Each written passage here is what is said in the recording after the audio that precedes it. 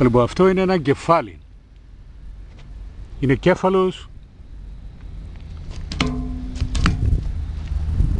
λασπόνερος Κύπριος, είναι μικρό σχετικά, αλλά εντάξει, το δεχόμαστε και πάμε για δεύτερο.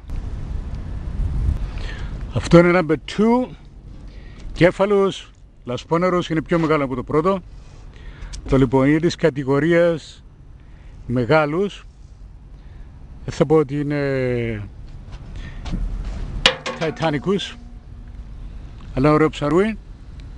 Το λοιπόν να το βάλουμε εδώ στο bucket και πάμε για τρίτο. Thank you. Άμα μόλις έπιασα μια ψαρούκλα, δηλαδή τούτον είναι Titanicus. Είναι ολόκληρο ψάρι, δηλαδή είναι πολλά μεγάλο, είναι το πιο μεγάλο που έπιαδαμε. Πω.